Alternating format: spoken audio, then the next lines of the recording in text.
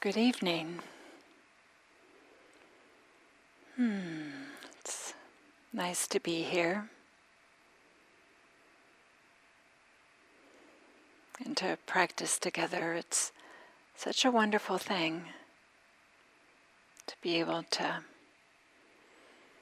practice with others, even if we are all in our own place. Just to know that others are practicing at the same time can be such a tremendous support.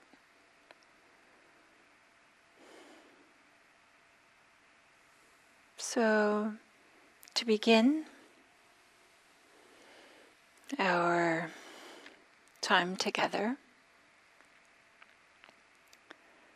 you can just take a meditation posture. I once heard a Dharma teacher say, take the most spiritual posture. I thought that was kind of funny, like this idea that there's a spiritual posture, but take a posture that supports meditation, that supports your intention to meditate and your intention to listen to the Dharma.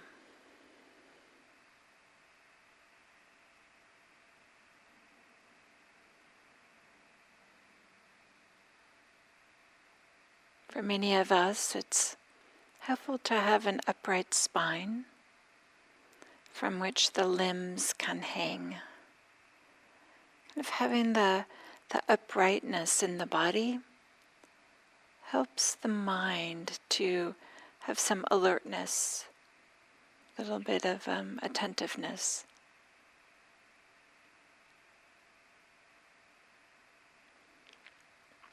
Of course, the body and the mind are really connected, so it does make a difference whether we are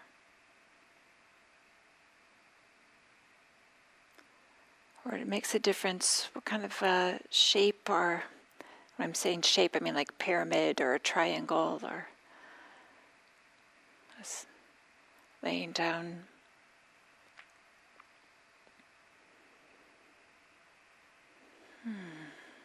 So it does make a difference what posture we're in. Find one that's comfortable for you, but also expresses your intention, and not only that, maybe the dignity or uprightness.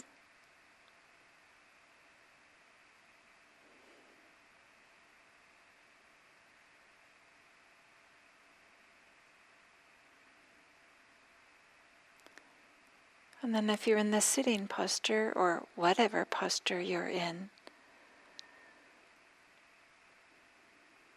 can you know that you're in that posture? What is it like to bring your attention to the physicality of this moment?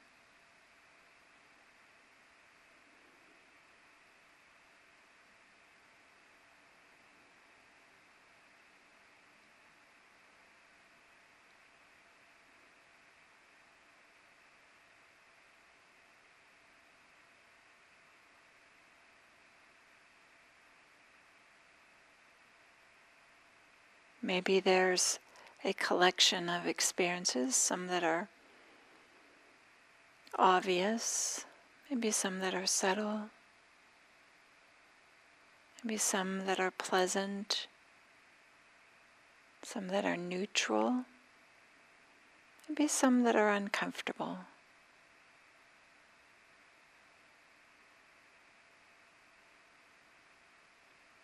However it might be, can you rest your awareness on just recognizing this is how it is right now.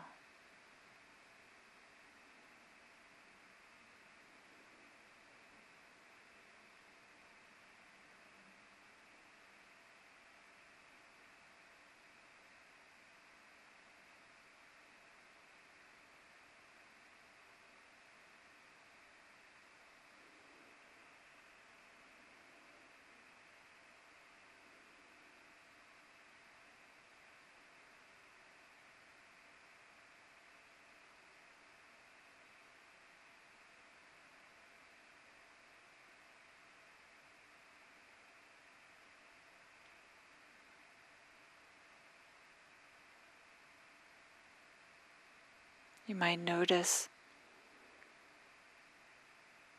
the pressure against the body, where the body is connected, in contact with the chair, the cushion, whatever it might be.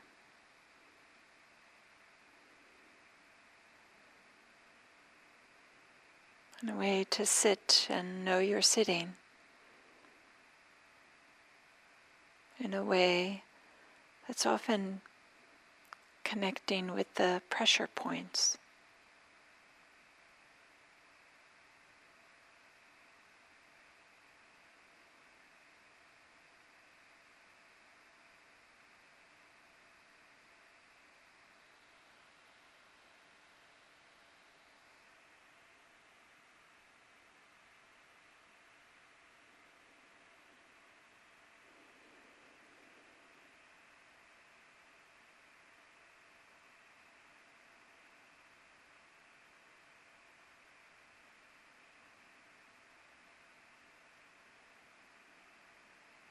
And then to help us settle in,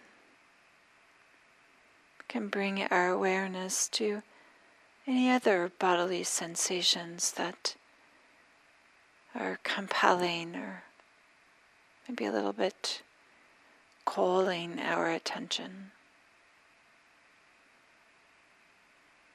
In just a kind-hearted, gentle way, can we bring our attention to those areas of the body.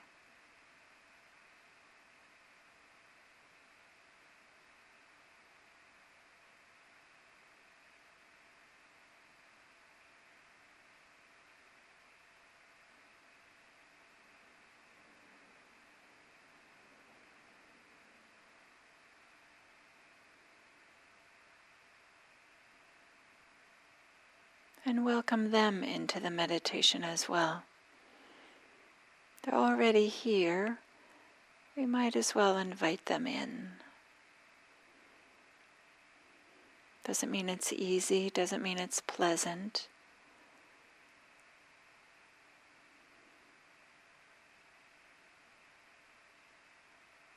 But can we bring all of our experience, including the uncomfortable ones?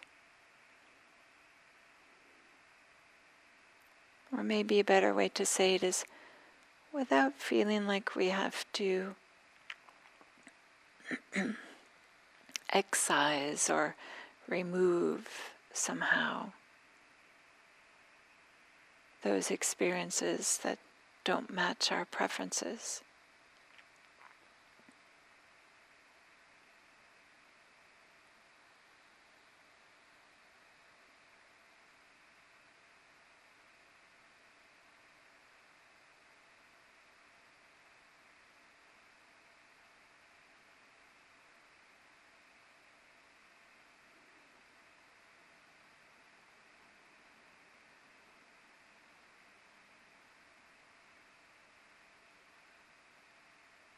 And of course, when we bring our attention to the body, we often notice that the body is breathing.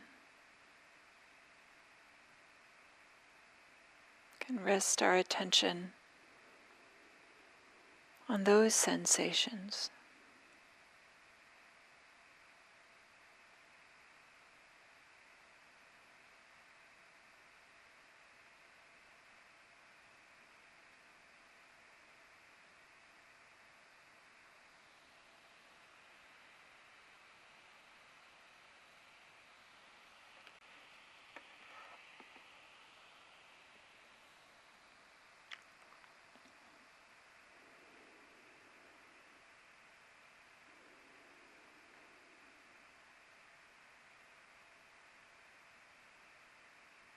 The movement of the chest or the belly, or feeling the air going in and out of the nose.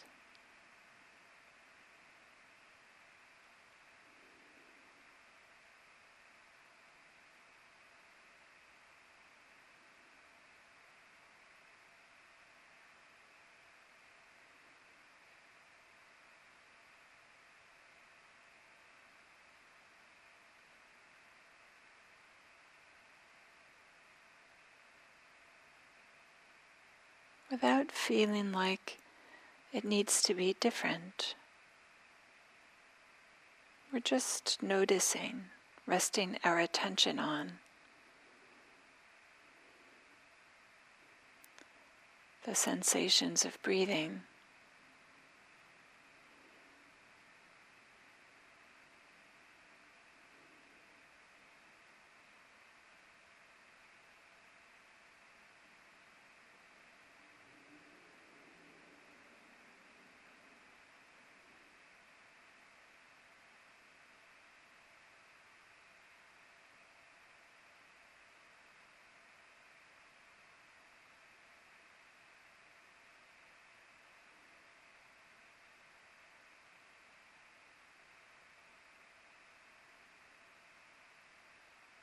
Allowing the breath to be natural and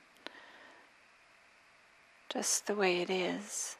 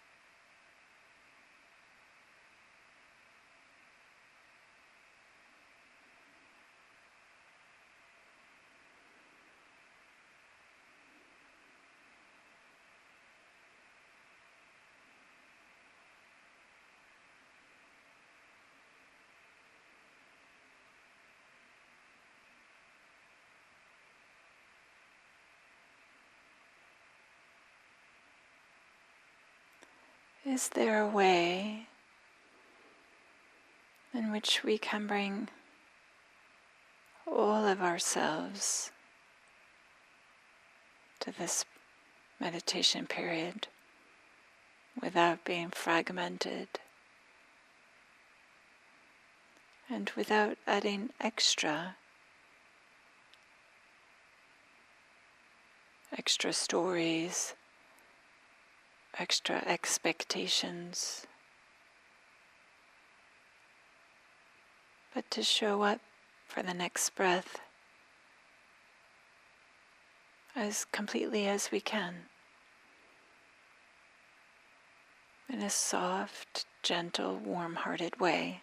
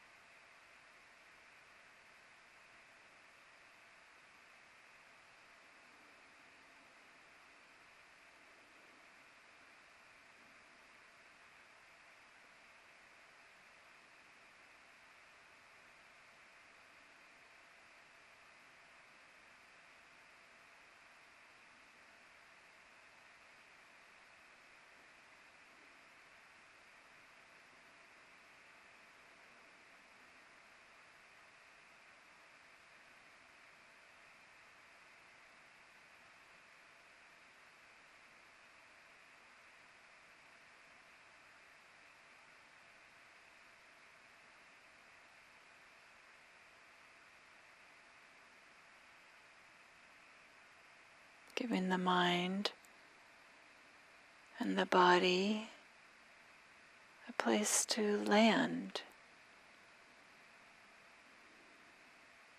here, now, with this meditation.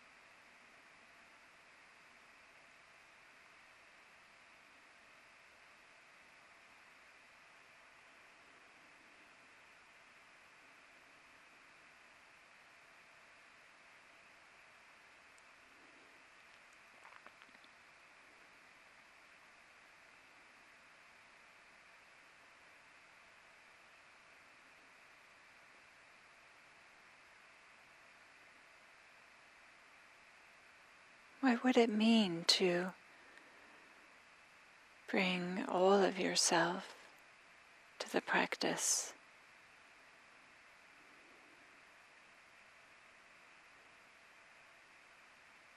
Even those parts that maybe you think you don't want to bring to the practice.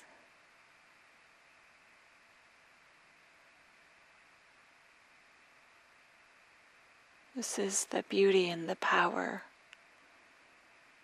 of mindfulness, is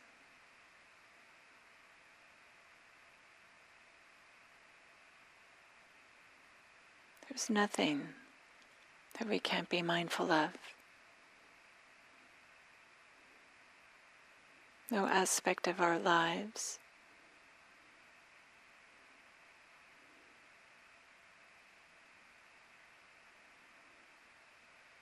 no experiences,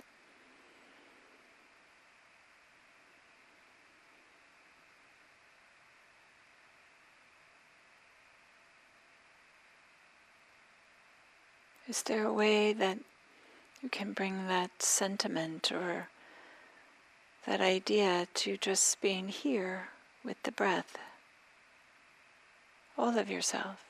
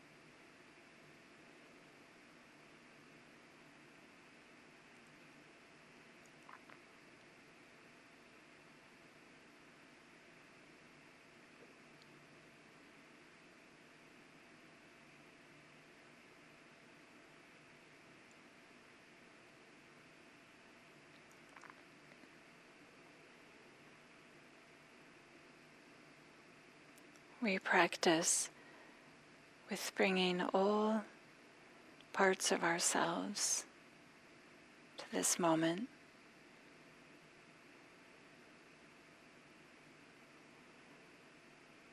So that the completeness of who we are can support us as we show up in the world.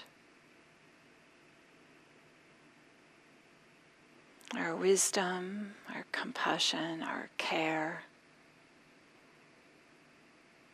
maybe our fear, sadness, but the fullness of our being, the completeness of who we are,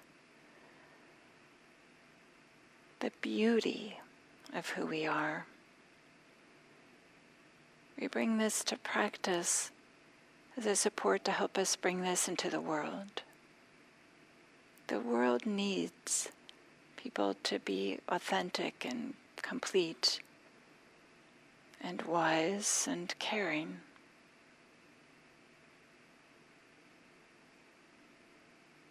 So may this practice support all of us to show up in the world with our beauty and our inner beauty, our inner goodness,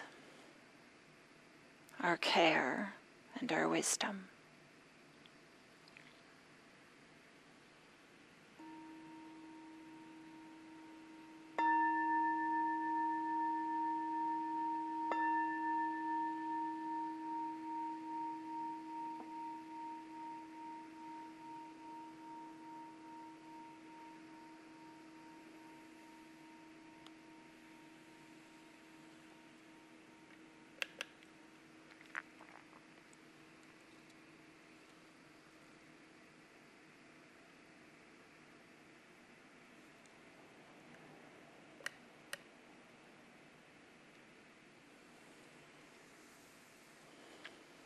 Good evening.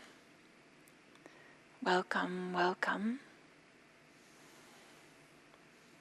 So I'd like to give a little talk about how practice meets our life. I gave a version of this talk at a retreat I just finished, so apologies to anybody who has already heard this before or a version of this before. But I'd like to start by saying there's a way in which we can practice with a real wish to follow the directions precisely and make sure that we understand every single word and that we know exactly what's being pointed to, and with a real direction and intentionality and a kind of a specificity, a real specificity about, okay, this is what the instructions are, this is what I'm going to do. And if I'm not clear about any part, I'll go get some clarification. But this often can have a certain amount of striving to it, with a sense of, okay, if I understand everything and practice in accordance with this, then something fantastic will happen. This is a great way to practice. It's a fantastic way to practice. But there's also another way to practice that is also a great way to practice and a fantastic way to practice, in a way that can really support the unfolding of our life, the unfolding of our Dharma practice, in a way that is just as fruitful or filled with benefit or beautiful. And maybe before I talk about that, I'll say that I myself am actually quite inspired by and motivated by or guided by this something that the Buddha said right before his awakening. And he described his mind, and he used this word malleable.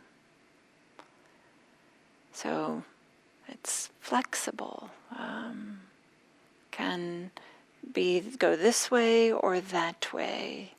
I think of malleable as the opposite of brittle, the opposite of really stuck, and that things having to be one particular way, but instead with a feeling of what's bendable, can accommodate whatever is needed to be accommodated at that time, instead of a real grabbing onto and sticking to, well, the instructions are exactly this, I have to follow them.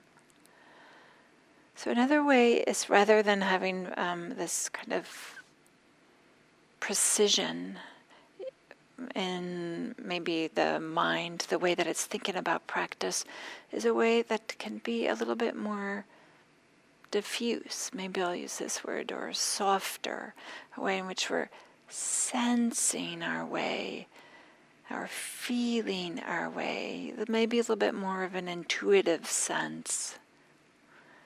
You can interpret intuitive in a number of different ways, but I would say more of a recognizing that, okay, feeling like freedom is more, there's more freedom this direction, but not that direction, and being tuned into that. And of course, this other way of being a little bit more feeling our way in requires a certain amount of not only some tuning in to ourselves, what our experience is, but also trusting ourselves. And trusting that even if we do find ourselves going a way that has less freedom, that we can find our way back, or find our way over, or find our way forward, or maybe just find our way right exactly there, where there's a little more freedom and ease. So these are two different ways of practicing. Fantastic, both of them. And we can see even that the Buddha even taught both of these ways. In the suttas, for example, we see these lists, lots of lists of things, right, that have a certain amount of precision, and, first this and then that, a list of 5 things, and they're always in the same order. As well as the meditation instructions, for those of you who are familiar with Satipatthana, has, lists and specific directions, or Anapanasati, mindfulness of breathing, or Satipatthana are like some of the establishments of mindfulness. So we definitely see this kind of encouragement, perhaps, for some precision and directionality and directions. But we also find in the suttas a lot of verse, that is, things that are less specific perhaps, but are just maybe using a different way of expressing, and maybe a little bit more feeling into, and maybe indirectly pointing to. In the same way, we find a lot of similes and metaphors. So a way in which we can, I'm using this word, sensing or feeling our way in. So just a recognition that there's different ways to practice, and that it can be tremendously valuable to be malleable with this, to use both ways, to use a way that maybe that works until it doesn't work, and then you can maybe try something else, follow the instructions, but when the instructions, you don't have access to them, or they don't make sense, then maybe what is the intuitive way? Or maybe you're following your sensing or feeling your way in, and you feel like you're stuck and you're not sure where to go, then what are the instructions? So just an encouragement to explore and play with this.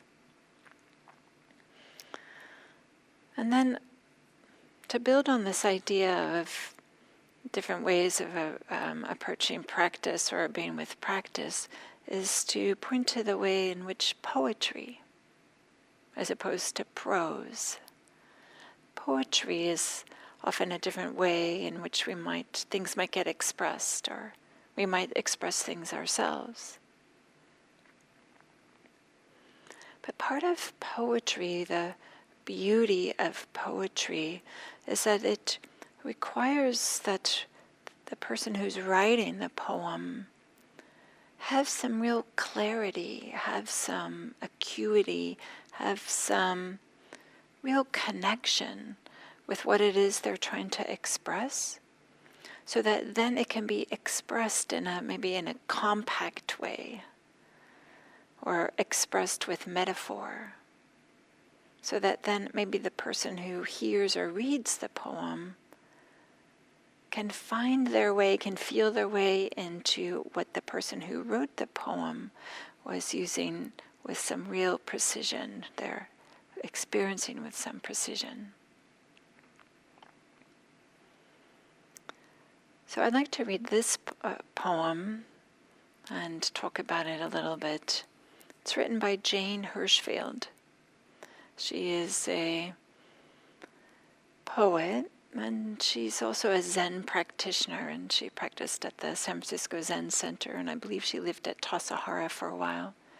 She also translates from Japanese and writes essays. And it's a short poem that she wrote that's very beautiful, in my view. I think it's really beautiful. Maybe I'll have a little drink of water first here.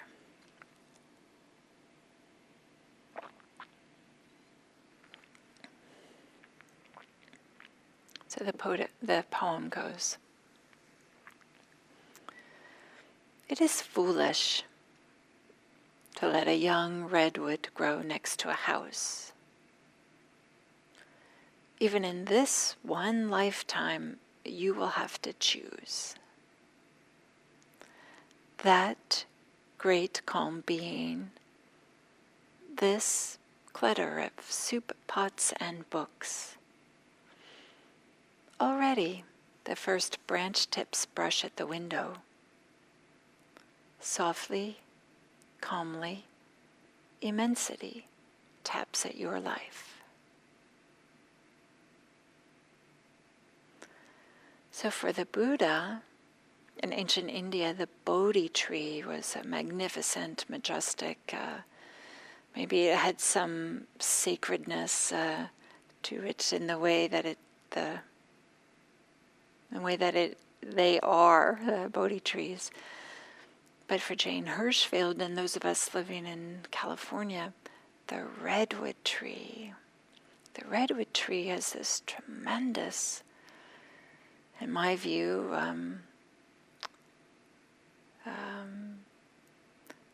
majesty, dignity. It's quite something. For those of you who have been in redwood groves, you know that there's often can be just a sense of awe, a sense of like being in a cathedral.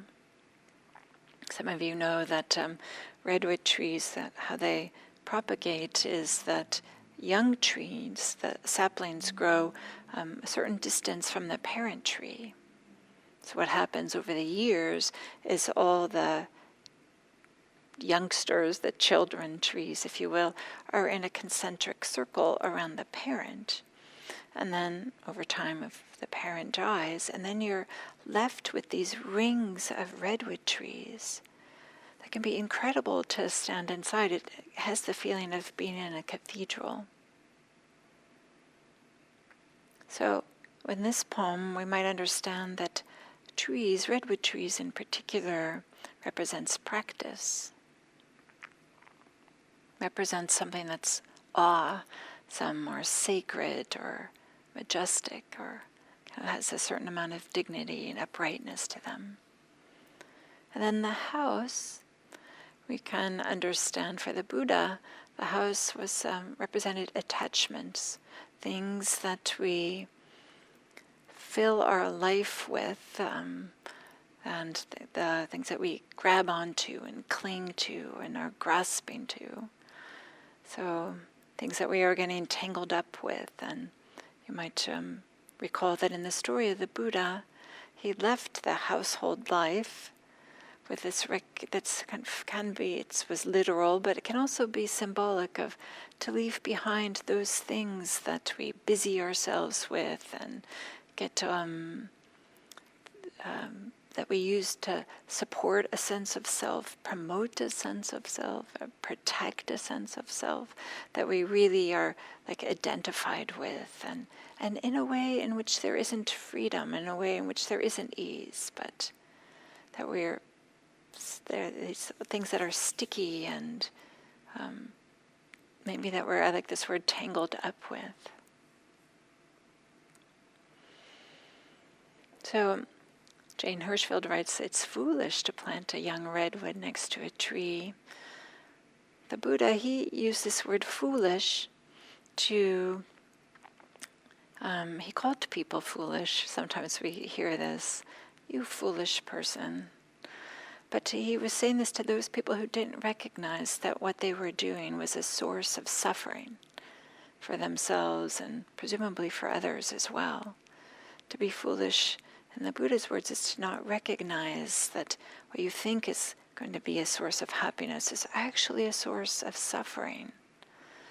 And to become sensitive to that, with an encouragement to understand the difference between what are sources of lasting or a certain amount of happiness that's not just pleasure, and as opposed to what leads to suffering. So then Jane Hirschfield writes, even in this one lifetime, you will have to choose. For those who have been here to the Insight Meditation Center in Redwood City, right, there's plenty of redwood trees here, that there's a redwood tree that's out in front of the building here. It's probably 8 feet in diameter. It's a big tree.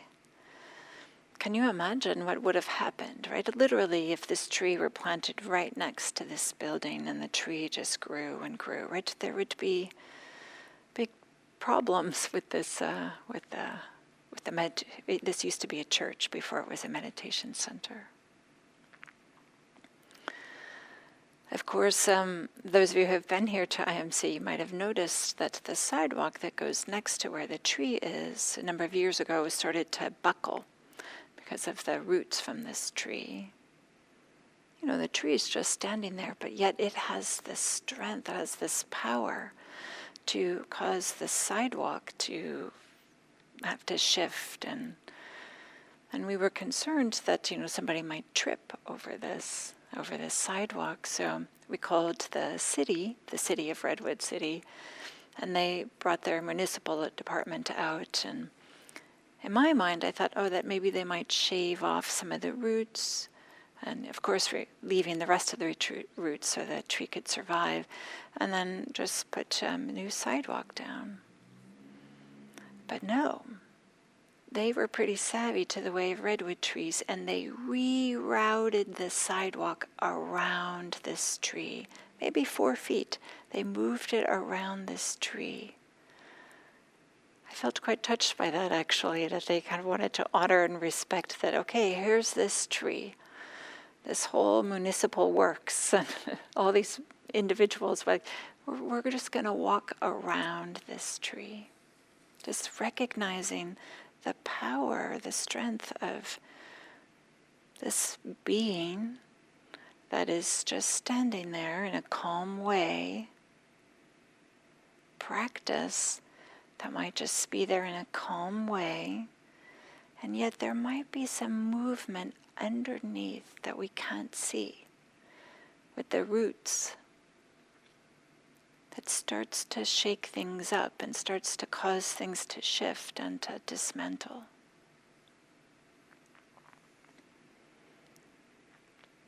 So Jane Hirschfield writes, even in this one time you will have to choose that great calm being, this clutter of soup pots and books.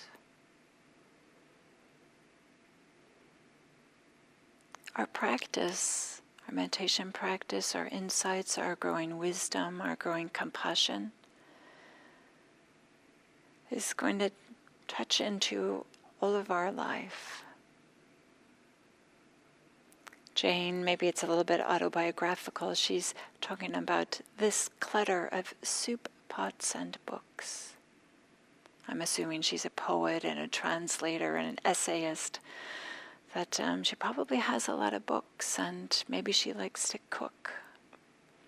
But also this idea of a clutter of things. Clutter are often things that are like dismissed, they're not taken care of, we don't pay attention to them. They are a little bit unruly in a way that can be bothersome. Often that we just don't pay attention to clutter. That's why it's clutter. So you'll have to choose between that great calm being and this clutter of soup pots and books. So just as it is the nature of trees to grow, is what trees do, of course. It's the nature of practice to grow. And it starts to expand and touch into those things that we are attached to.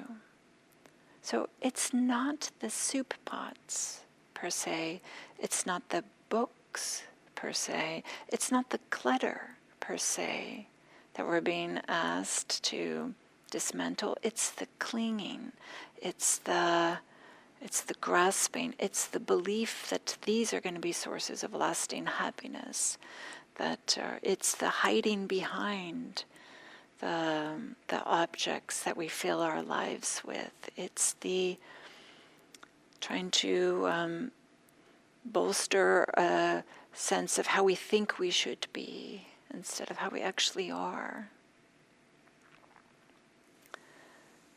So practice does two things. It helps us to see more clearly these things that we cling to, grasp, that we're attached to, things that have some stickiness for us. So practice helps us to either see clearly, or maybe we feel it. Maybe we feel the contraction that goes with clinging and grasping. But practice also helps us to gain the confidence or the wherewithal in which we can diminish or let go or stop or cease the clinging, the grasping, the attachments. So it's not asking us to let go of the soup pots and books, but to shift our relationship to these things in our lives. So if you want to stay really attached and really want to stay grasping and clinging to all the things that are in your life, whether they are helpful or not, but to really want to hold on to them, then don't practice. It's foolish to plant a young redwood next to a house. And then maybe I'll say that the Buddha recognized that the house could also be a metaphor for a self. That is, the way that we think that we should be, the way that we want to project to the world, or the ideas that we have about ourselves, or any ideas that we have about a constant, enduring self, without recognizing that there isn't an inherent, constant self.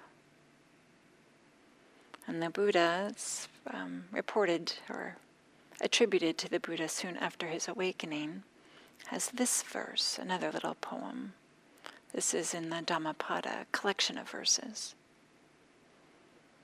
So the Buddha says, "House builder, you are seen. You will not build a house again. All the rafters are broken, the ridgepole destroyed. The mind, gone to the unconstructed, has reached the end of craving."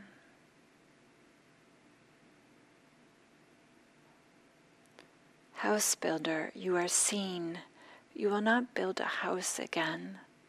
The rafters are broken, the ridgepole destroyed. The mind, gone to the unconstructed, has reached the end of craving. So this poem has seems a little bit violent in some way, that things are broken and destroyed. It doesn't have to be that way, but the way that we can just gently dismantle, just gently deconstruct some of the houses, so to speak, that we've constructed. We can let go, soften the ways in which we cling or hold on to. I know for me, I noticed that like some resentments or grudges that I might have had, they just stop making sense to hold on to them. These are things that like we carry from the past, or maybe they're happening here in the present, but the way that they kind of reinforce a sense of self, as opposed to a sense of recognizing of what's here and the way that we are constructing, that we want to be seen a particular way. But if we can soften that, then some of the grudges can go away, or the resentments. So Jane Hirschfield continues in this poem, "Already the first branch tips brush at the window." She's pointing to the branch tips that are what are above the ground, but maybe by the time the branch tips have gotten to the tree, chances are their roots have by the time the branch tips have already gotten to the window, the roots have already gotten underneath the house, and maybe they're in the sewage system or wreaking some type of havoc or in that way. But this way in which the branch tips meet the window is a way in which practice meets our life. It's one way we can understand it. And it's not always pleasant. I want to also bring to mind, there's these stories with the Buddha that before his awakening, while he still had a house, so to speak, that he met Mara. Mara is the personification, or maybe we could say the aspect of the heart and the mind that creates roadblocks or gives excuses or procrastinates, or that aspect of the mind that urges us to avoid all the unpleasant mind states or any of the uncomfortableness that we might experience in our practice, but that always accompany the healing that happens, or always accompany when practice is moving into more and more areas of our life. There are some aspects that are uncomfortable. So this meeting, maybe the branch tips against the window or making an uncomfortable sound or some way. Just a recognition that it's not always simple, it's not always easy, it's not always pleasant. But by committing to practice and by committing to having the heart's liberation and greater freedom, also means that we're committing to meeting these things, meeting what might be uncomfortable or difficult. And the Buddha, even after his awakening, many of you know that the Mara came and still visited the Buddha. And then the Buddha would meet him with loving awareness, with wisdom, and would simply say, "I see you, Mara." And then Mara would skulk away. So in this way we might reflect on the ways in which practice has shown up in our lives. And then the last line of the poem, "Softly, calmly, immensity taps at your life." Immensity, this vastness, this boundlessness, limitlessness, tapping at your life, which maybe is a little bit stronger than brush tips against the window, is this something, an invitation, a recognition that we don't have to limit ourselves. We don't have to create strict definitions in which the way that we define ourselves or define our experience. And with that, as practice progresses, we might also understand that maybe there's a shift. In this poem she writes, this calm being, that clutter of soup, pots, and books. Maybe with practice the emphasis shifts. This calm being, my experience, and that clutter becomes more clear. We can feel our way into somehow, some way, into where there's more freedom and less freedom.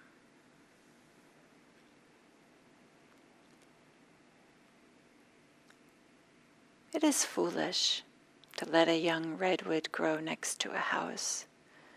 Even in this one lifetime, you will have to choose that great calm being, this clutter of soup, pots, and books. Already, the first branch tips brush at the window. Softly, calmly, immensity taps at your life. Thank you.